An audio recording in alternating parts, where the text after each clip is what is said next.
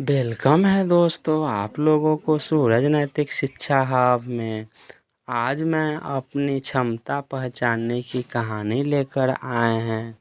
एक गांव में एक आलसी आदमी रहता था। वह कुछ काम धाम नहीं करता था, बस दिन भर निठल्ला बैठा रहता था, इधर उधर घूमते रहता था। किसी तरह कुछ खाने को मिल जाए। एक दिन वह यूं ही घूमते घूमते आम के एक बाग में पहुंच गया। वहां रसीले आम से लदे कई पेड़ थे। रसीले आम देखकर उसके मुंह में पानी आ गया और आम तोड़ने वह एक पेड़ पर चढ़ गया। लेकिन जैसे ही वह पेड़ पर चढ़ गया, बाग का मालिक वहां आ पहुंचा। बाग के मालिक को देखकर आलसी आदमी डर गया और जैसे तैसे पेड़ से उतरकर वहां से भाग खड़ा हुआ। भागते भागते वह गांव के बाहर स्थित जंगल में जा पहुंचा।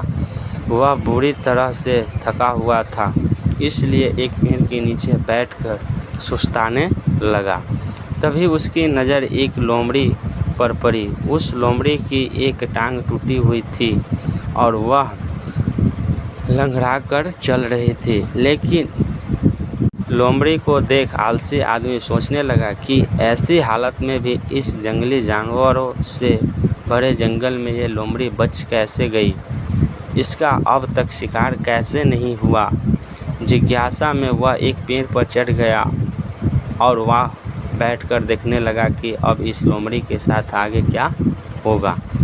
कुछ ही पल बीते थे कि पूरी जानवर जंगल शेर की दहाड़ से दौड़कर भाग रहे थे, लेकिन लोमड़ी अपनी टूटी टांग के साथ भाग नहीं सकती थी। वह वहीं खड़ी रही। शेर लोमड़ी के पास आने लगा।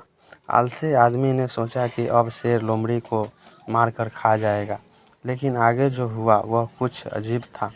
शेर लोमड़ी के पास पहुंचकर खड़ा हो गया। उसके मुंह में मांस का एक टुकड़ा था, जिसे उसने लोमड़ी के सामने गिरा दिया। लोमड़ी इत्मीनान से मांस के उस टुकड़े को खाने लगी।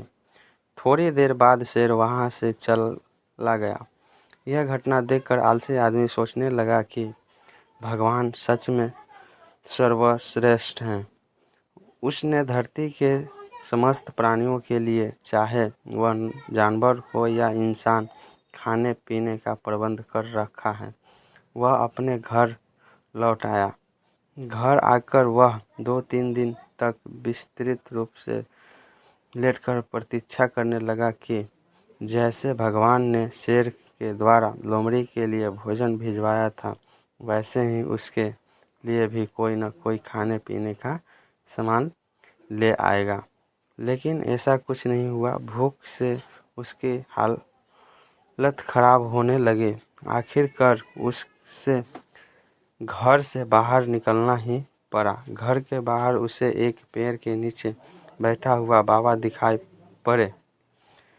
वह उसके पास गया और जंगल का सारा विस्तृत सुनते हुए बोला, बाबा जी, भगवान मेरे साथ ऐसा क्या कर रहे हैं? उनके पास जानवर के लिए भोजन का प्रबंध है, लेकिन इंसान के लिए नहीं।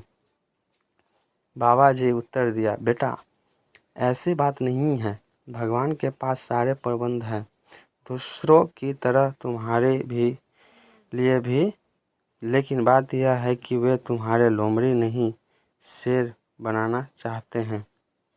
दोस्तों, यह कहानी से शिक्षा हमें यह मिलती है कि हम सबके भीतर क्षमताओं का असीम भंडार है, बस अपनी अज्ञानतावश हम उन्हें पहचान नहीं पाते और स्वयं को कमतर समझकर दूसरों की सहायता की प्रतीक्षा करते रहते हैं।